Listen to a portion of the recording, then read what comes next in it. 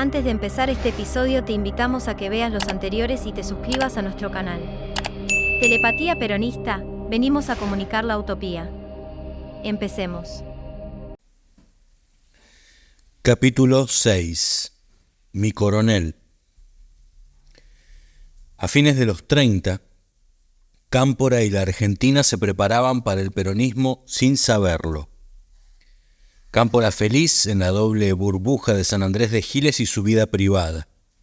La Argentina oscilando entre el cinismo y la desesperación, buscando emerger de una década asignada por la entrega, la corrupción y el fraude.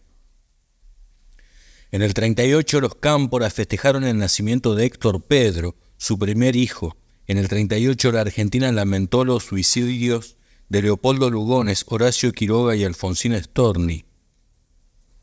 Todos por causas distintas, pero enlazados por el patos de una época en la que Hernández Arregui descubría una estrecha, aunque esfumada, relación entre el escepticismo distante de la historia universal de la infamia de Jorge Luis Borges y el fraude patriótico, el monopolio serialista de los Weinberg, el obelisco de Bedia y Mitre, el arte de Rabindranath Tagore, el pacto Roca-Runciman, el liberalismo perfumado de Monseñor D'Andrea y la Constitución de 1853 aplicada contra el pueblo por la Corte Suprema de Justicia.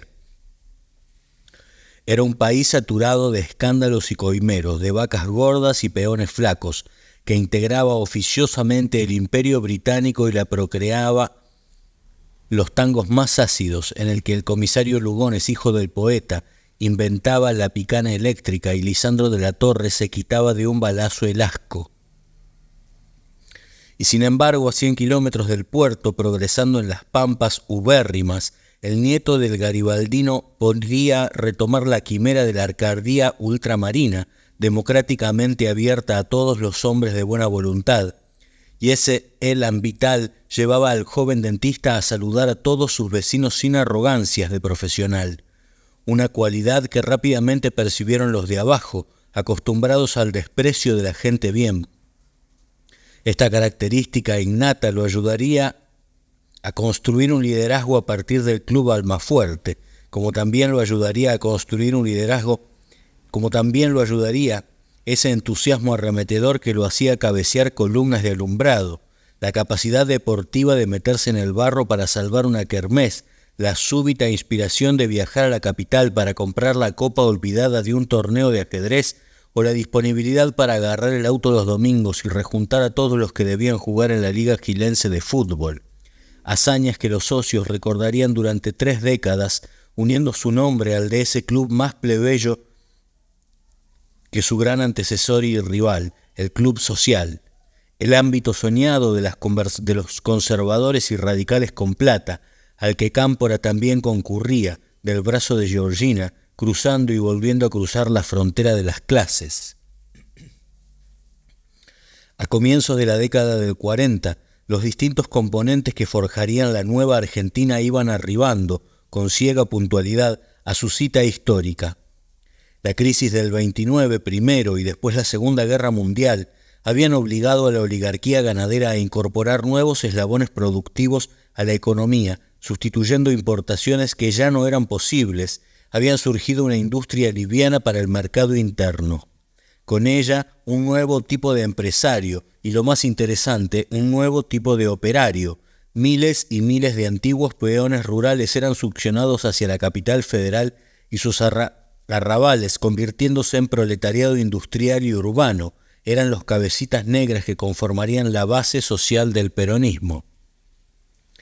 La clase política había naufragado en un descrédito total. Salvo contadas excepciones, la gente repudiaba a los partidos tradicionales, a los conservadores por la subordinación al Reino Unido, la insensibilidad social y la imposición descarada del fraude patriótico, al radicalismo antipersonalista por su contubernio con la oligarquía, a los socialistas por convalidar el régimen a cambio de una presencia opositora en el Congreso y por esa distancia sideral que separaba a sus dirigentes, porteños e ilustrados, de la base social que debían representar.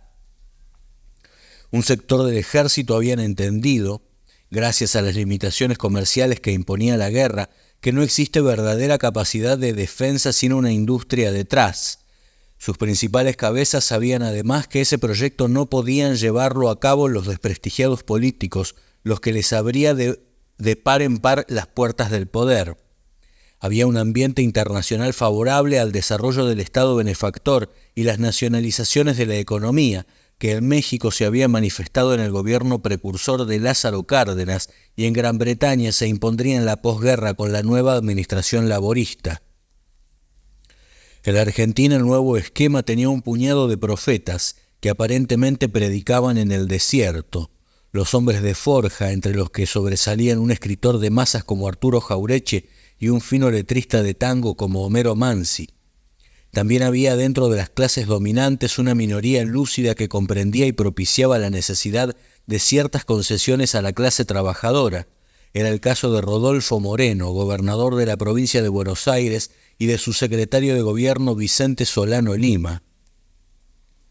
La guerra, que dividía a los argentinos entre neutrales, aliadófilos y partidarios del Eje, además de los consabidos indiferentes, ponía en evidencia los diferentes enfoques de Washington y de Londres respecto de la Argentina. En tanto, los Estados Unidos juzgaban con notorio desagrado la neutralidad progermánica del gobierno de Castillo.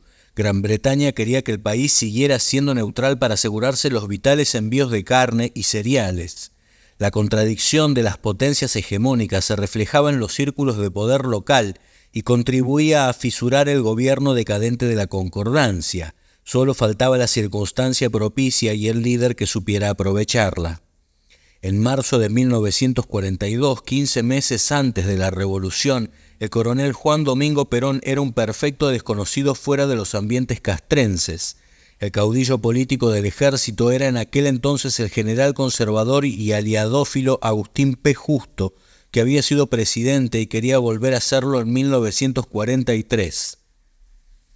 Sin embargo, ese coronel alto, erguido, extremadamente amable y seductor, conocía bien sus cualidades, aunque se guardara bien de proclamarlas. El óleo sagrado de Samuel que distingue a los conductores, una vocación inextinguible de poder, ideas claras para alcanzarlo y astucia para disimular sus intenciones. En un país donde escaseaban los pensadores y en un ejército donde predominaba el orden cerrado, Perón contaba en su haber con varios libros de especialidades militares, numerosas jornadas de cátedra en la Escuela Superior de Guerra, buena prosa sobre temas que le apasionaban, como la Patagonia, y hasta unas pocas horas de vuelo en los despachos oficiales, como secretario del ministro de Guerra en el golpe militar del 30. A los 46 años vivía una suerte de segunda vuelta existencial que lo encontraba abierto a posibilidades insospechadas, poroso para absorber experiencias, en posesión de una energía física formidable. 4 años antes, la muerte de su esposa, Aurelia Potota Tizón, lo había golpeado fuerte, pero 2 largos viajes lo habían ayudado a salir del pozo. Primero, un peregrinaje automovilístico de 18.000 kilómetros recorriendo la Patagonia, después la misión en Italia, con su pintoresco servicio en las unidades alpinas, y el trabajo en Roma con el agregado militar, asistiendo al espectáculo multitudinario del fascismo, escuchando al Duce en Piazza Venecia, estudiando en Turín la articulación de los sindicatos con el Estado corporativo. El periplo europeo lo había convertido en otro Perón, incluyendo esa visión fugaz, ya de regreso a casa, de la España agonizante bajo la costra sangrienta de su reciente contienda, que le dejaría para siempre el miedo a la guerra civil. El oficial estudioso de von Clausewitz y del mariscal Colmar von der Goltz esperaba a convertirse secretamente en el político que dominaría la escena durante 30 años. En ese mes de marzo de 1942, Perón había regresado a Buenos Aires tras algo más de un año en las tropas de montaña en Mendoza, donde transmitió conocimientos adquiridos con los regimientos alpinos, enseñó esquí y entabló relaciones con 2 hombres que resultarían decisivos en su ascenso al poder, el general Edelmiro Farrell y el teniente coronel Domingo Mercante. En ese mismo mes de marzo de 1942, Jorge Rafael Videla, de 17 años, ingresaba como cadete al colegio militar. Por lo que pudo apreciar Perón en la capital, el ejército estaba profundamente dividido entre liberales aliadófilos, nacionalistas pro-eje, industrialistas partidarios de mantener la neutralidad y la vasta masa de los oportunistas que esperaban el resultado para plegarse al bando vencedor. Fiel a sus propios principios de cautela, la experiencia es la madre de los tontos, no se apresuró en las definiciones, acomodó libros y documentos en su nuevo departamento de Coronel Díaz y Santa Fe, compartió su soledad con una amante mendocina, la Piraña, y estudió cuidadosamente el terreno en el que habría de moverse. En mayo tuvo la buena fortuna de que lo destinaran a la inspección de tropas de montaña, donde se reencontró con Farrell y con Mercante. El general era preverbal, pero buena persona, le aportó la protección de su jerarquía. Mercante, en cambio, fue determinante en varios órdenes. El teniente coronel, 3 años menor que Perón, era inteligente y audaz en materia política. Además tenía una curiosa ventaja familiar, era hijo de un ferroviario, un dato que cobraría gran importancia cuando se lanzaran a la conquista de los sindicatos. Perón, que solía ser cazurro, tuvo con Mercante franquezas inusitadas. El país, le dijo, estaba al borde de una revolución social. Si no la hacían ellos desde arriba, la harían las masas desde abajo. La revolución, le aseguró, se llevaría a cabo en 2 etapas. La primera era el golpe de Estado. Los dos conspiradores no se limitaron a las especulaciones teóricas. Rápidamente se dieron a la tarea de cooptar jefes y oficiales para el GO, la logia secreta que en pocos meses incorporaría a su orden del día el derrocamiento del gobierno.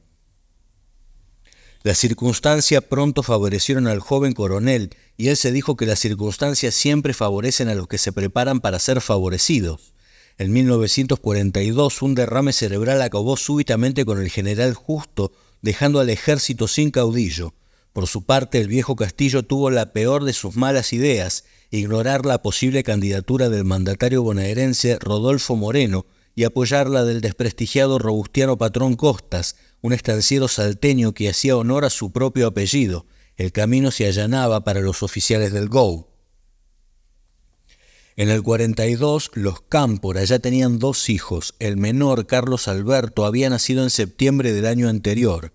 La familia del dentista vivía una plácida rutina provinciana, con amores y certezas cotidianas, protegiendo de la insidiosa melancolía de esa llanura en la que también habían nacido y crecido los futuros protagonistas, Perón, Evita, Mercante. El 9 de junio de 1943, Giles salió por unas horas de su inercia pueblerina y el consultorio de Cámpora reflejó la excitación que producían las noticias sobre el alzamiento que le llegaban por Radio Belgrano. El coronel que movía los hilos ni aparecía en las noticias. El aparente protagonista de la jornada era el general Arturo Rawson. Las simpatías de Cámpora se volcaron inmediatamente hacia la revolución. Ajeno a las acusaciones de la FUBA y los partidos socialistas y comunistas que solo veían en el GO una logia pro-nazi, Cámpora respaldaba a esos oficiales justicieros que venían a limpiar el establo de negociados y a enterrar el fraude.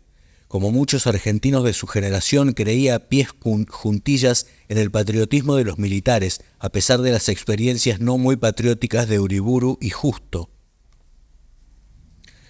Pero la adhesión de Cámpora se mantuvo dentro de los límites del café y del club hasta que llegó a San Andrés de Giles, un curioso adelantado del nuevo poder, el civil Fragueiro Olivera, hermano del teniente coronel Fragueiro Olivera, importante funcionario del nuevo gobierno bonaerense. Fragueiro Olivera era un cazador de talentos y tenía la misión de encontrar un líder natural de Giles que pudiera convertirse en comisionado, en intendente de facto. El candidato debía contar con el apoyo de los vecinos, pero sin estar comprometido con ningún partido tradicional. Realizó discretos sondeos con las fuerzas vivas del pueblo y encontró una respuesta casi unánime: debía hablar con el dentista. El miércoles 16 de agosto de 1944, a las 7:30 de la tarde, el teniente coronel Felipe Vicente Benito, subsecretario de Gobierno de la provincia de Buenos Aires, firmó el decreto por el cual se designó comisionado municipal de San Andrés de Giles al doctor Héctor J. Cámpora. El sueño municipal del cabezón veinteañero se convertía en realidad de sus 35 años. Era intendente de facto, pero era intendente de su ciudad. Para esas fechas el multifacético coronel Perón, como lo llamaba la prensa opositora, ya era ministro de Guerra, secretario de Trabajo y Previsión y vicepresidente de la República. Con él, la juventud militar ocupaba el centro del escenario. En apenas 14 meses había surgido un nuevo caudillo del ejército que no se parecía a Roca ni a Justo. Era, ante todo, un líder político que sepultaba la vieja forma de hacer política, poniendo las reivindicaciones sociales a la cabeza de su agenda. Cámpora lo había visto ascender con esa manera jovial y optimista de proyectar un nuevo país que tanto se acomodaba a su propia visión de las cosas. Había seguido con atención la parábola del coronel y le maravillaba su sentido de la ubicación y la oportunidad. Desde aquel arranque en el Departamento de Trabajo, una oscura dependencia del Ministerio del Interior, hasta la todopoderosa Secretaría de Trabajo y Previsión, que extendía los beneficios de la jubilación a 2 millones de personas y laudaba en favor de los trabajadores, concediendo aumentos, mejoras y obras sociales, donde la vieja legislación promovida por los socialistas comenzaba a regir en los hechos las relaciones laborales, donde iban llegando los dirigentes sindicales para brindar apoyo, pero también para recibirlo. Sabía que el coronel era el cerebro del GO y que los oficiales de la logia habían echado a patadas al aristocrático Rawson apenas 2 días después de que el general, que se la creyó, se hubiera puesto a la banda presidencial y que luego habían puesto en el sillón al general Pedro Palito Ramírez para cambiarlo a su turno por el general Farrell, que era totalmente confiable porque carecía totalmente de vocación de poder. Sabía que la mano derecha del coronel era ese macizo y discreto mercante, a quien el líder llamaba cariñosamente Gringo. Con Nené hablaban mucho de la actriz que acompañaba al coronel y solían escucharla por Radio Belgrano, en el programa de Muñoz Aspiri, hacia un futuro mejor, donde ella interpretaba a la mujer y recitaba: La Revolución de Junio se hizo por Juan Laguna, que volvió a su provincia, y por los trabajadores explotados. María Georgina había visto sus fotos en Radiolandia y Antena, en las que máscara anódina de la damita joven ocultaba todavía los rasgos acusados de Evita. Sabía que varios camaradas de arma lo criticaban a Perón, su relación con esa mujer, y que el coronel los desafiaba con fastidio. ¿Y qué quieren, que ande con un hombre? No ignoraba tampoco que los seguidores más cercanos del coronel escuchaban con atención a la muchachita provinciana, que interpretaba a las grandes mujeres de la historia en el radioteatro y a la que ya le decían con anticipada reverencia la señora. Y aunque Cámpora no podía imaginar hasta qué punto el coronel le cambiaría la vida para siempre, se emocionó mucho cuando le preguntaron si quería conocer al hombre. Y fue el 12 de octubre de 1944 cuando conocí, en Junín, al coronel Juan Perón. Se colocaba la piedra fundamental de un policlínico ferroviario. Allí simpatizamos inmediatamente, al punto que al invitarlo yo al coronel Perón a visitar mi ciudad, aceptó inmediatamente. El 30 de noviembre de ese año lo hizo y entonces me dijo: mire, doctor Cámpora, usted es un hombre apreciado en esta ciudad. Le ruego que acepte que nosotros vamos a necesitar muchos civiles en la acción política futura. No me pregunte cómo, pero esta revolución va a entrar en la Constitución. Antes de que esa revolución se consumase, hubo que sortear obstáculos que parecieron insalvables. Vino entonces la presión militar del 9 de octubre de 1945 y el encarcelamiento del líder. El 17 de octubre el pueblo y los trabajadores argentinos provocan una revolución popular. Allí se aclaran las dudas, se disipa el panorama. Después de una campaña muy intensa, el pueblo le dio de manera masiva su voto el 24 de febrero de 1946. El 17 de octubre ya estaba en Giles sin prever los acontecimientos, pero al día siguiente una manifestación popular, impresionada por los sucesos acaecidos, me fue a buscar a mi consultorio y prácticamente en andas me arrastró a la plaza. Allí improvisé un discurso y puede decirse que fue entonces que comenzó mi acción política. Después, en los preparativos electorales, fui nominado simultáneamente para senador provincial y para diputado nacional por los partidos laborista e independiente. Le pedí un consejo al coronel Perón. Para renunciar siempre hay tiempo, me dijo. Déjese postular, después vemos lo que hacemos.